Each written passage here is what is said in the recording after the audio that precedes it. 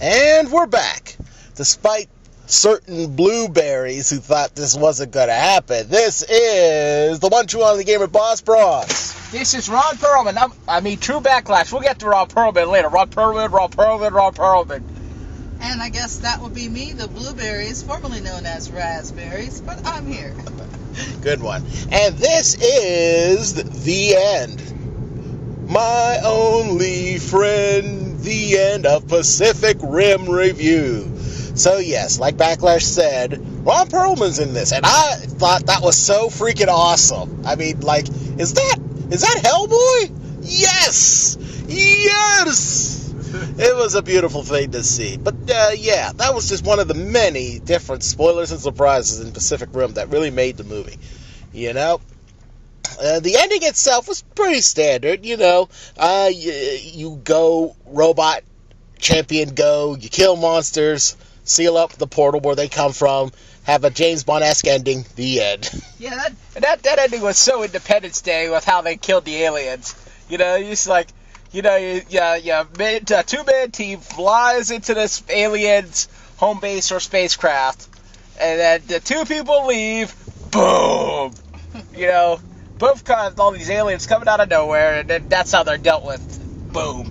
I'm personally glad that the main character lived, because another thing that annoyed me, I had one more thing annoyed me about the film, is that there was too many sacrificial lamb deaths. Yeah. I mean, why? Yeah. TV Tropes calls it sacrificial lion because a sacrificial lamb would be some kind of jobber or weakling or innocent that gets caught up in this. A lion can fight for themselves, and that's what the pilot, the Chinese pilots and the Russian couple, that's what their deaths amounted to, and sadly that was also what amounted to the deaths of Idris Elba's character and the jerky Brit Aussie, and even his brother. They were all said to be.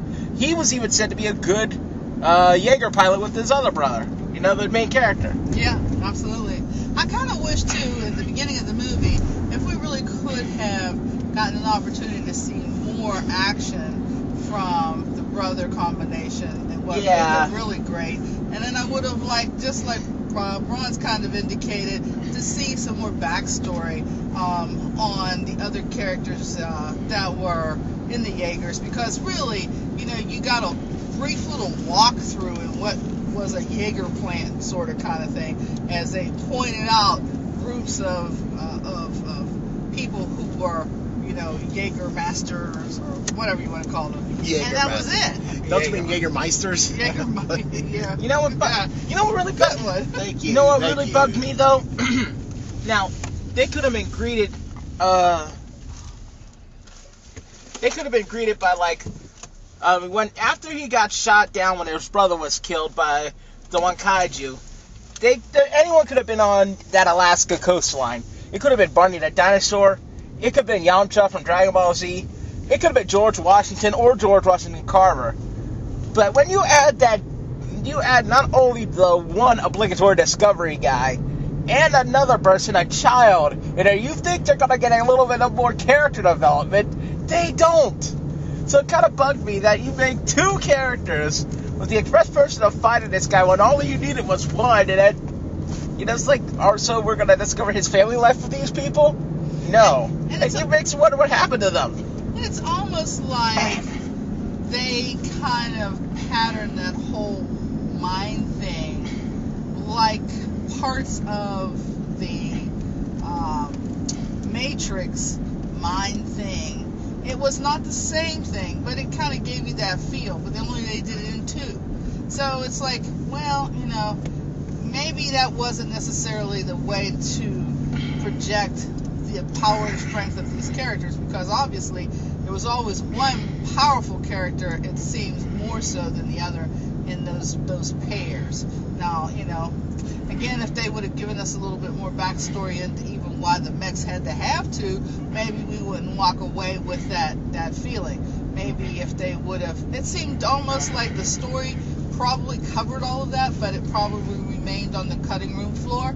Probably just didn't make it in the final edit, because I saw a lot of little sequences that happened in the movie that seemed like there were some missing components, and I can't help but think that it wasn't missing, that it was there, but somebody just chose to edit it out for some reason. Another thing that I would have liked to had a bit more story on was the true villains of the kaijus, because like Backlash said, this is very similar to Independence Day, and that's okay.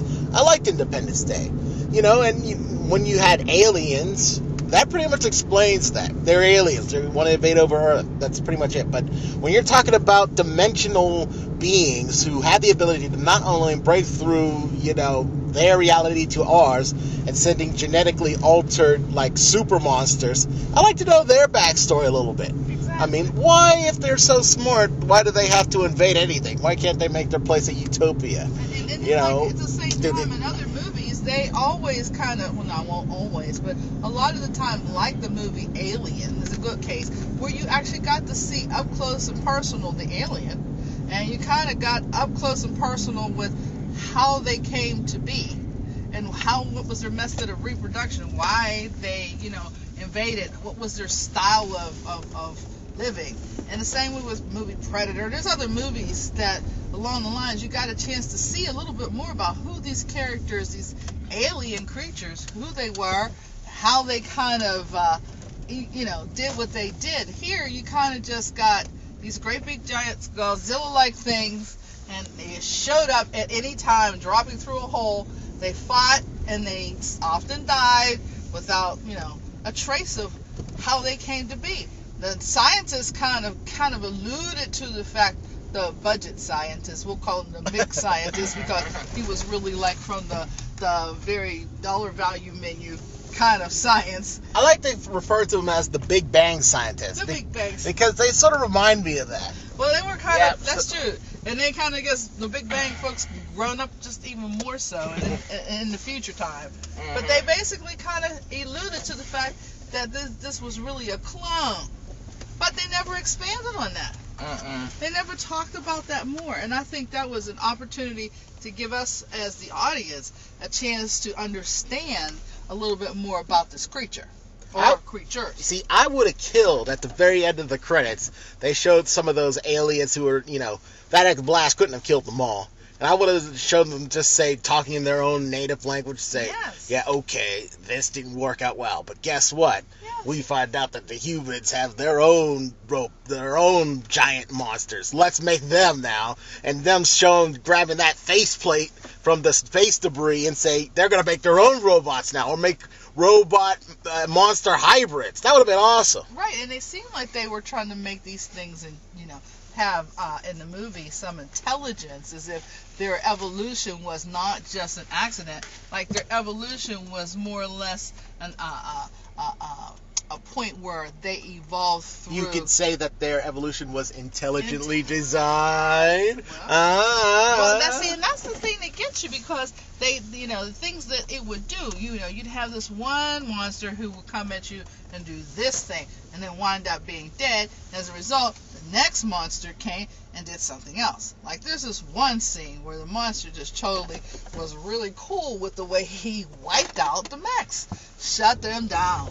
Oh yeah, that was awesome. That was awesome. It was also that one Gila monster that he had like a tail, 2 claws, and it was skitting around like some sort of lizard, hunting things down. And then, when the hero mech showed up, busted his tail, he busted out and said, "Look, I got wings now!" and started picking up that thing and slam it in on the just teach you to cut my freaking tail off. Punk! I loved it. And then, when it died, surprise, it's a she, and it has a killer attack baby. That's awesome. And the baby came out, like, really trying to be on the war. First time, that was another thing. Okay.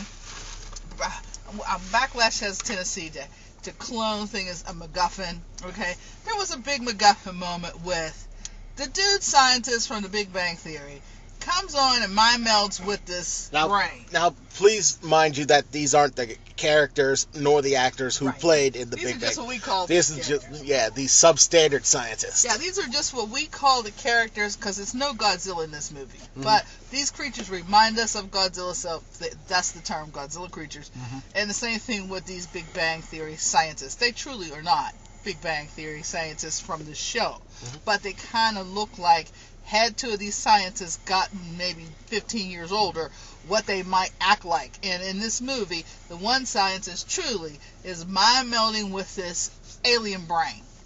And what he basically feels at some point in the movie is that this alien is so intelligent that it senses it out, and he is tracking him down into the bowels of this Hong Kong refuge where these people have gone to escape from this particular monster.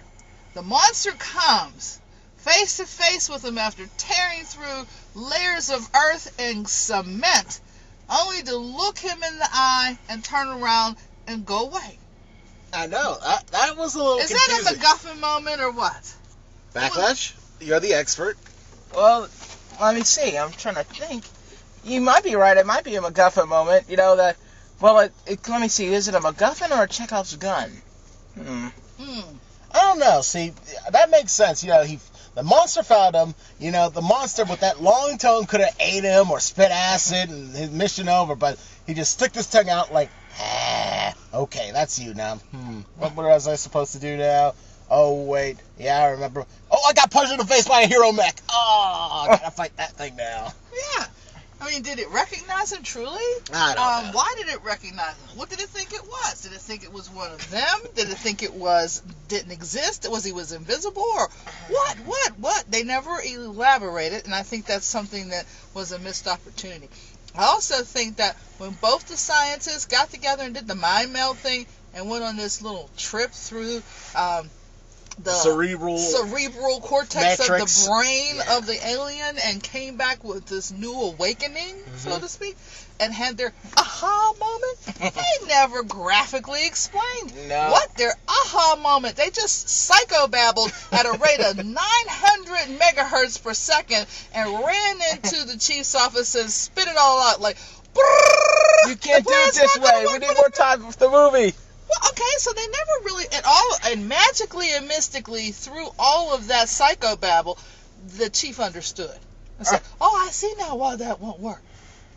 He's supposed to. He's the leader. Yeah, but tell us. We want to know exactly why. And leaders don't automatically make you a super genius. As much as we like Barack Obama, if he went He's a super genius. If he went up against, like, I don't know. He would know. Who's a scientist? Dr. Jekyll? No. A real scientist. I don't know. Some scientist has said, all right, Mr. President, this is how space folding works with dark matter and the ability to warp drive. He wouldn't understand it so hot. Yes, he would. All right. We know who the Barack Obama supporter is in this group. But anyway, back to the monsters. I'll be honest with you. They impressed me. The first few nights, I said, wow, these guys are seriously tough. After I was just making fun of the pilots, say, oh, come on, guys. You really didn't think you would kill them by just leaving him there? I would have shot him a few times. They took a long time to learn. But at the final fight, I gotta say I was disappointed.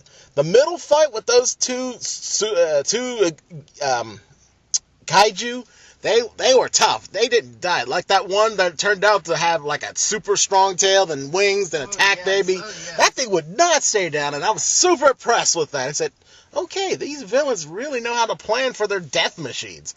But when they brought out the awesomest, baddest, MFer Category 5 monster, you know, he just, like, took an explosion and got punched in the face. And got unibeamed in the chest. And he said, oh, I'm done. Big sauce. I'm done.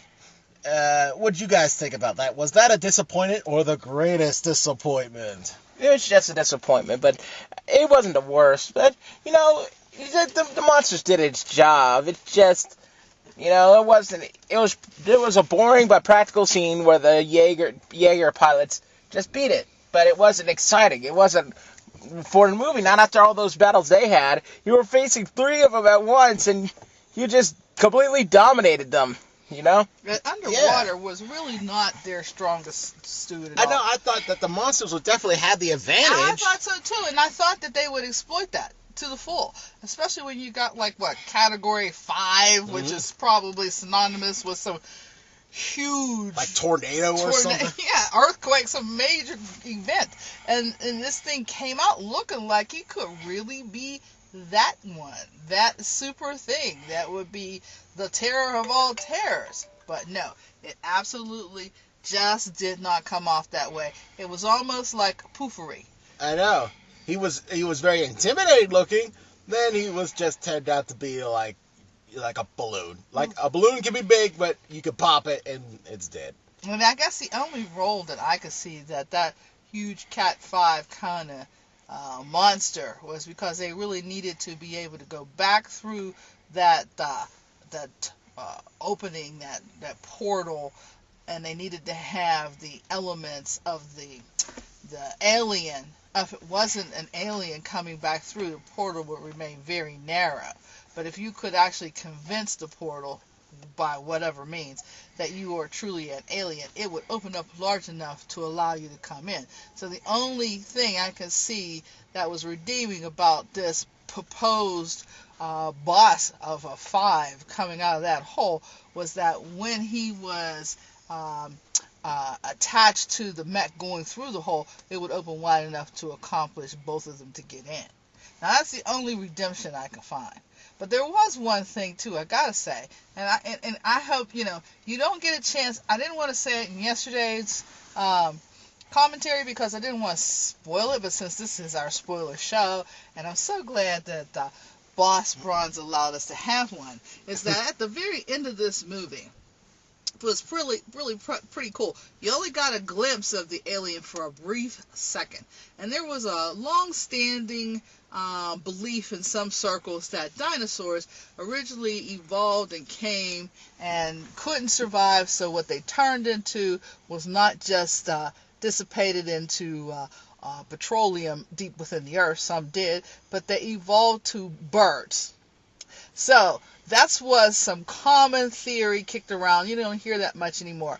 But in that show, it actually referenced that this was not the first time that these monsters came to Earth. They came to Earth at a much earlier time, but were unsuccessfully able to sustain their life form on our planet. And they came in the form of dinosaurs. So now this is their second attempt at coming, and because we've been such debauchery with our Mother Nature thing going on, we are now making a perfect inhabitation for these aliens to come back. And ironically enough, that split second you got a chance to see the alien at the very end that was probably the brains behind creating these monsters, it actually looked like a bird. And even in those little sequences that you could piece together that were high flash sequences that the mad scientists actually had that brain meld with the alien brain, they were going very fast. You could hardly see it, but they looked like they were bird legs. They're little monsters on bird legs. So they made it look like truly these critters that were responsible for cloning out these mega Godzilla monsters could possibly have been birds that were of a higher form. But that remains to be seen. Just an observation, but I wanted to make sure, if you're listening, haven't seen the movie, tell me what you think. So basically, the masterminds of the Pacific Rim might have been the benevolent Chozo from the Metroid series. Right, wrong, you take the call. I don't think I have anything to add because I think I covered everything about the spoiler. What do you guys think? Anything else? Well, let me see. You know what? No, not really. I think we did indeed cover everything. Oh, just so you know, Idris Elba's character saved the Asian girl's character back when she was a little baby. Her parents are implied to have been died because of a kaiju attack. There, that's pretty much the only spoiler I don't think we've covered yet. Yeah, I'm not quite sure how she survived and they didn't, but, we'll just say movie magic. The same way Perry White and the crew of the Daily Planet survived their ordeal on Metropolis. Hey, That was explained. They all evacuated the building. Remember, what's his name? Morpheus. Lawrence Fishburne said when he saw like some super business going around, like a reasonable boss, he said, "Well, time to evacuate. Let's go, people." He was the first one running.